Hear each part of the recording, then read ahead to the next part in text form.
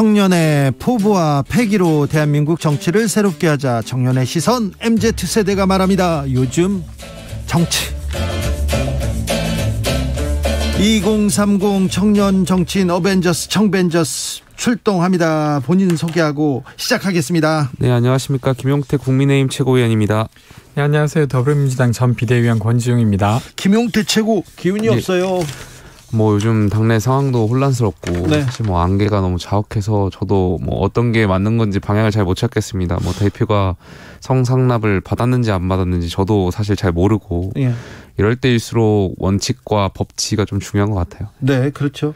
근데 아무튼 이준석 대표 법인카드 뭐 이번 주에 정지된다고 하고 조금 네네.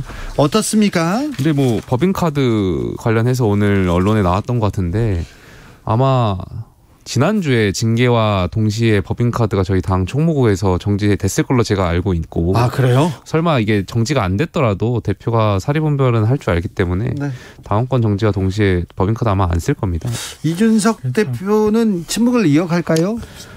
계속해서 저는 침묵을 이어갈 것이라고 보고요. 아, 대표 그래요? 생각을 저도 잘 모르기 때문에 네, 글쎄 빨리 정리해서 국민들과 당원분들께 좀 본인의 생각을 입장을 좀 발표할 시점이 되지 않았을까 싶습니다. 저는 그런 이야기를 좀 드렸었는데 당대표 권한으로 이 윤리 판단을 불복하면 안 된다 이런 이야기는 드렸어요. 네. 사실 좀 부당한 거잖아요. 근데 네. 그게 아니라 뭐 이의 신청이나 가처분 신청 이런 건 할 수 있죠. 근데 지금 하시지 않는 걸 보면 일정 정도 지금 그 증거인멸 교사와 관련된 것에 인정하는 건 아닌가 싶긴 합니다. 네. 뭐 그것과는 좀 별개일 것 같아요. 뭐 어떤 윤리위의 결과를 수용하고 안 수용하고가 그 증거인멸 교사를 받아들이고 안 받아들이고의 그런 1차적인 문제인 것 같지는 않고 이게 네. 정치적인 집권 여당이고 거기 여당의 대표로서 이게 개인의 억울함을 호소하는 것과 또 어떻게 보면 경제 위기잖아요. 이 집권 여당으로서 또 당의 혼란을 수습할 책임이 있고 그 과정에서 이제 복합적인 고차원적인 방식에서 좀 고민을 하고 있는 것 같아요. 저는 좀 그 부분 다른 것 같은데 그러니까 징계가 왜 이 시점에 되었느냐. 그렇죠. 그러니까 수사 결과가 아직 안 나왔는데 지금 이 시점에 되었는가는 저는 다분히 정치적인 이유 때문이라고 생각합니다. 네. 근데 이제 그게 아니라 징계 내용을 반박하지 못하는 건 실제로 그걸 반박할 만한 근거가 없기 때문이죠. 그래서 사실을 인정했다고 저는 봐야 되지 않을까 싶어요. 글쎄요, 뭐 저는 그 소명 과정을 제가 직접 듣진 않았기 때문에 네. 뭐 윤리위원들이 어떤 과정에서 근거로 인해서 판단했는지까지는 저도 잘 모르겠고요. 알겠습니다. 제가 며칠 전에 언론에서 뭐 윤핵관 분들이 당 대표를 징계하겠다는 소문이 돈다라는 말을 했다가 굉장히 화제가 됐는데. 네. 저는 이거 관련해서 뭐 의원분들께서 언론에 나가셔서 이런 소문 뭐 저보고 음모론 제기하지 말라고 하시더라고요. 근데 저는 이 소문의 내용이 사실이다 아니다를 말씀드리는 게 아니라 소문이 있었잖아요. 소문이 있었던 건 사실이거든요. 그 국회 출입 기자분들 다 아시는 사실이었고 아니, 소문 다 소문이었고. 들었죠. 네. 근데 이것을 소문이 돌았다는 것까지 부정할 필요는 없을 것 같은데 그 얘기했다고 뭐라고 합니까? 뭐라고 하는 게 저만 이상한 사람을 몰고 가는 것 같아가지고 네. 저는 뭐 음모론을 제기하거나 하지 않았습니다. 네. 소문이 있었던 건 사실이고요. 다만 그때 그 대표의 성상납 여부가 일단 뭐 수사 결과 나오지 않았기 때문에 네. 그것이 뭐 진짜인지 가짜인지 모르겠지만 이것을 가지고 윤리위에 징계를 하겠다는 소문이 있었던 건 사실이죠. 네. 근데 그 뭐 저는 그 소문이 일정 정도 뭐 근거에 있다는 표현보다는 뭐 아니땐 굴뚝에 연기가 난리 없는 것처럼 네. 그러니까 이런 거잖아요. 선출된 그 당대표를 징계해요. 당에 엄청 큰 일이잖아요. 네. 근데 그 일전에 그 이제 권성동 원내대표가 검찰개혁 관련한 법안을 의총에서 의결했습니다. 네. 그리고 그 당시 대통령직 인수위에서도 좋다 이렇게 했는데 갑자기 대통령이 그걸 뒤집었어요. 근데 윤석열 그 대통령도 그렇죠. 처음에는 인정했어요. 네. 그래 존중하다 그다음에 뒤집었죠. 당시 한동훈 법무장관 후보자의 말에 의해서 뒤집혔다 뭐 이런 보도가 있었는데 근데 그 경험을 한 권성동 원내대표가 선출직 대표를 징계하는데 윤석열 대통령의 암묵적 허락이 없이 이 일을 했을까? 라고 했을 때 저는 그러지 못했을 것 같아요. 그러니까 사실상 암묵적 허락이 있었고 그 그것을 등에 업고 지금 이 징계가 이 시점에 되었다고 보는 게 더 합리적인 것 같습니다. 곤란한 말씀을 하시는데 저는 뭐 대통령께서 이 사건에 개입했다고 생각하진 않아요. 뭐 대통령께서 늘 당무는 분리돼야 된다고 말씀하셨기 때문에 또 대통령께서 그렇게 한가한 자리도 아니고요. 뭐 당대표를 징계해라 마라 이렇게 지시하실 분도 아니고 그렇지 않다고 보고요. 다만 대통령의 뜻을 자처하시는 분들이 이런 것을 계속해서 이렇게 뭐 소문에 의하면 대통령의 뜻을 자처했던 모 의원분들께서 이런 일을 뭐 이야기하지 않았을까 싶습니다. 네. 1521님께서 왜 이 대목에 헤어질 결심 떠오르는지 내가 그렇게 만만합니까? 내가 그렇게 나쁩니까? 이준석 대표와 윤핵 관의 한 장면 떠오릅니다. 이렇게 얘기합니다. 이준석 대표는 아무튼 뭐 SNS에 온라인 입당 이렇게 좀 권유하고 있습니다. 그런데 아무튼 목소리를 내지는 않고 있습니다. 네, 아무래도 당원분들을 좀 많이 당원 가입이 되면 아무래도 본인께서 뭐 전당대회 할지는 모르겠습니다만 본인이 출마하거나 향후에 아니면 다른 누군가 출마했을 때 도움이 될 수 있을 역할을 하지 않을까. 그렇게 하기 위해서도 지금 당원 가입 모집을 독려하는 거 아닌가에 대한 생각이 있습니다. 자, 이준석 대표 문제가 지금 일단은 해결이 됐다고 봐야죠. 뭐 당 내에서는 네. 뭐 해결이 됐는데 결과적으로는 수사 결과가 중요할 것 같습니다. 기소 여부도 되게 중요할 것 같고요. 예. 기소가 된다면 당대표 사퇴 관련해서도 또 많은 압박이 있을 것 같고요. 그렇죠. 그런데 윤석열 대통령 지지율이 이제 하락세에서 벗어날까요? 당내 갈등이 끝나면 아니면 어떻게 보십니까? 지지율 하락 여러 원인이 보일 텐데요. 어려운 상황이죠. 그리고 당 지도부의 어떤 이런 내홍도 물론 당 윤석열 정부의 지지율 하락세에 영향을 끼쳤을 거고요. 뭐 네. 경제 위기라든지 인사 문제라든지 김건희 여사와 관련된 어떤 비선 실세 의혹 뭐 이런 보도도 저는 역할이 있었을 거라고 봅니다. 그런데 결과적으로 일단 하락세를 멈춰야 된다고 생각하고요. 지금 이 위기를 윤석열 정부와 국민의힘이 인지해야죠. 그리고 처음에 윤석열 정부를 지지하셨던 많은 국민들께서는 윤석열 정부가 정말 부동산 가격이라든지 이런 게 많이 올라서 먹고 살기 어려웠잖아요. 그리고 북한의 어떤 북핵 위기라든지 안보 위기 이런 데 있어서 해법을 낼 거라고 생각했거든요. 네. 대통령다운 대통령을 원했고 과연 지금 이 시점에서 과연 우리 윤석열 정부와 국민의힘은 거기에 명쾌하게 답을 내리고 있는가에 대해서 다시 한번 고민을 해봐야 될 것 같고요.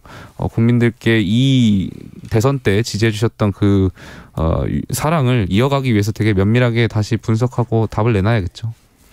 그러니까 사실은 좀 심각한 상황이지 않습니까? 그러니까 상대당이긴 해도 지금 집권한 지 2달 만에 30%대로 지지율이 좀 떨어졌고 부정 언급도 거의 60%가 넘는 그 어떤 여론조사가 등장하고 있는데 이게 이제 과거의 정부의 지지율에 좀 비교보면 이명박 정부가 100일 만에 데드크로스가 됐을 때 그때 광우병 사태가 있었을 때예요. 그리고 박근혜 정부가 데드크로스를 맞았을 때는 정윤회 문건이 막 나오기 시작할 때였습니다. 네. 근데 이번엔 그런 사건이 없는 상태에서도 이 상태가 되었고 그리고 지지율이 떨어질 잠재 요소는 저는 아직 여전히 남아있다고 생각합니다. 예를 들면 이번에 나토 외교를 다녀오셨는데 그것 자체가 무조건적으로 잘못됐다기보다 그래도 중국과의 교역 통상 이런 걸 좀 고려하는 모습이 필요했는데 전혀 그렇지 못했어요. 그러니까 경제수석은 뭐 중국과의 무역으로 부응하는 건 끝났다 이러거나 총리는 그러니까 경제 보복 두렵지 않다 이렇게 아주 강하게 말했는데 사실 이번 연도 10월이면 시진핑이 연임할 가능성이 그게 결정되는 때거든요. 그때 이후에 경제 보복이나 이런 게 있었을 경우 시장에 있는 주체들은 엄청 큰 혼란을 겪게 될 거고 그것을 수습하지 못한 정부로까지 가게 되면 더 떨어지게 되는 거죠. 근데 이런 요소가 행정부 내에도 있고 경찰과의 갈등에서도 있고 이런 상태라 좀 많이 걱정스러운 상황이긴 합니다. 나토 관련해서 말씀하셔가지고 물론 저는 경제수석의 발언이 적절하지 않았다고 생각해요. 그러니까 나토를 참석하는 의미 굉장히 중요했고 그런데 중국과의 관계 당연히 중요하죠. 그러니까 나토를 참석하면서 중국과의 어떤 관계라든지 이런 게 정부의 과제였거든요. 그래서 그런 것을 잘 면밀하게 진지하게 그리고 또 되게 조심스럽게 말씀하셨어야 되는데 경제수석의 그런 발언은 좀 적절하지 않았다고 생각합니다. 그러니까 이게 지지율 그러니까 예를 들면 당내 내용이 수습된다고 해서 막 반등할 것 같지는 않다 이렇게 보여요. 알겠습니다. 권지웅 전 비대위원이 언급한 윤 대통령 지지율 관련해서 여론조사 개요 말씀드립니다. 여기는 KBS였어요. 공정과 상식이 아주 중요한 데거든요. 리얼미터가 지난 4일에서 8일까지 조사했고요. 윤 대통령 국정수행 잘하고 있다는 응답은 37.0%였습니다. 자세한 내용은 중앙선거 여론조사 심의위원회 홈페이지 참고하시면 됩니다. 자, 민주당은 어떻게 돼갑니까?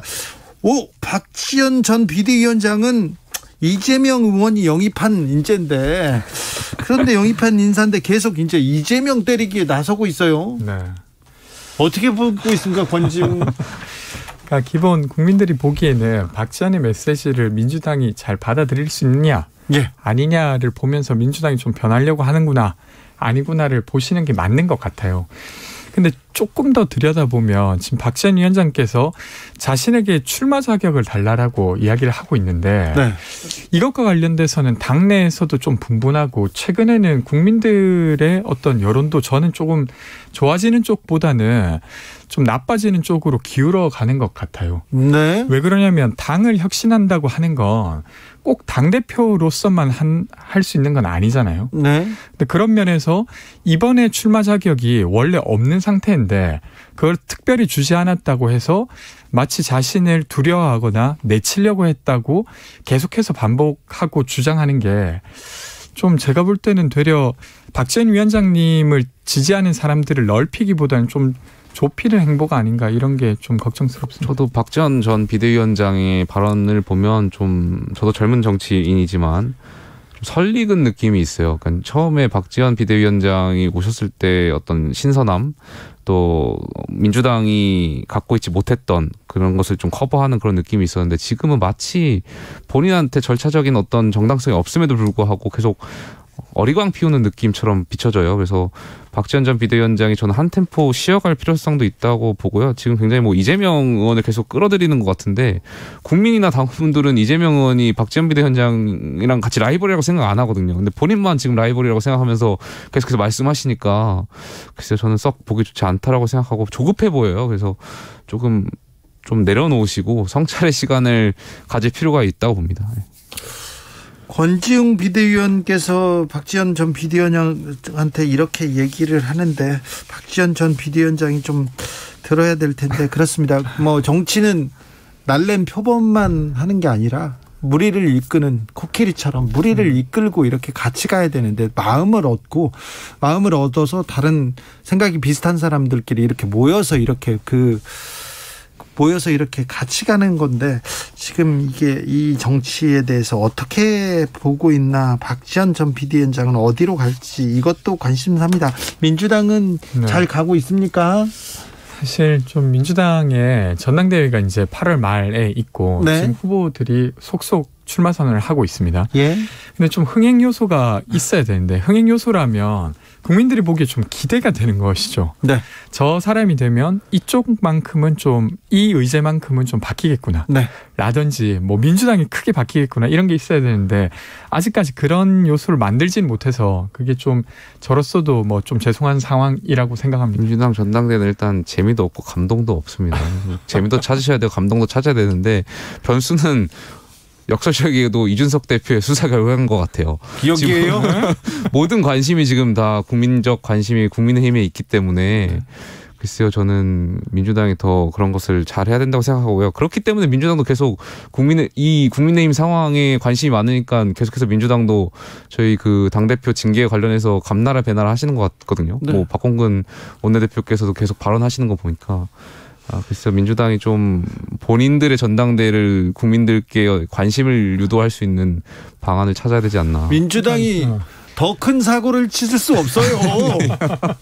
그렇죠. 요즘 사고라는 단어 좀 저희 예민해가지고 사고 거리 막 이런 거. 근데 저는 이런 것 같은데, 이재명 의원의 영향력이 크다는 건 우리 모두 알고 있지만, 친이 반이로 그냥 그 프레임에 빠져버리면서 국민들이 기대할 만한 게 없어져 버렸어요. 그래서 그것을 좀 깨겠다고 97그룹이 나왔지만 그것도 세대 담론에 좀 갇혀 있는 것 같습니다. 그러니까 예를 들면 이런 게 있어야 돼요. 어떤 후보가 최고위원이 되거나 당대표의 가능성이 높아지면 어떤 집단이 공천되겠다가 아니라 어떤 내용이 새로 나오겠구나 이런 게 좀 기대돼야 국민들 입장에서는 그걸 보게 되는 거죠. 당원 네. 입장에서야 네. 누가 더 공천될 건가가 궁금하긴 하지만 사실은 정당은 국민의 관심을 먹고 사는 거라. 근데 그게 이제 안 되고 있어서 저는 지금 이제 후보들이 출마 선언을 했으니까 그런 내용들로 경쟁하고 싸우고 해야 된다고 생각합니다. 권지웅 비대위원은 최고위원 출마 생각 없습니까? 저는 고민하고 있습니다. 그러니까 예를 들면 긍정적으로 고민하시는 것 신이 같아요. 반이 말고 네. 좀 다른 목소리가 나와야 될 것 같아요. 예를 들면 저가 만약에 출마 선언을 한다고 하면 제가 되면 세입자 관련된 이야기가 더 많아지겠구나. 네. 아니면 차별금지법 관련한 논의가 훨씬 더 불붙겠구나. 이런 식으로 이야기를 하면서 등장하고 이런 기대를 만드는 거잖아요. 그래서 네. 그런 식의 내용이 많아졌으면 좋겠다는 말씀입니다. 알겠습니다. 그런 고민 응원합니다. 네, 청년들의 고민 그리고 뭐라도 해봐야 되겠다. 어떤 문제는 내가 해결해 보겠다. 이런 도전 응원합니다. 자, 윤석열 정부의 인사 문제도 지지율을 떨어뜨리는 한 요인인데 네. 지금 인사청문회 없이 계속 공직자들이 임명되고 있고요. 그리고 인사에 대해서 국민들의 눈높이에 좀 맞지 않는다 이런 생각도 좀 팽배히 있습니다. 그러니까 어떻게 보십니까? 이번에 김주현 금융위원장 임명과 관련해서 저는 당연히 청문회를 열었어야 된다고 생각해요. 근데 다만 이것을 또 정부를 비판할 수 없는 게 국회에도 잘못이 있잖아요. 네. 원구성이 안 되어 있기 때문에 청문회를 열 수가 없어요. 그렇기 때문에 이거는 정부의 문제라기보다는 우리 국회랑 정치권 전반에 대한 문제라고 생각되고요. 여야 할 것 없이 저는 다 비판받아야 된다고 생각됩니다. 저는 그래도 국민들이 보기에는 정부 여당에 더 책임이 있다고 느끼실 것 같아요. 왜냐하면 훨씬 더 많은 권한을 가지고 있기 때문에 협상력 또한 사실은 높은 상태이긴 합니다.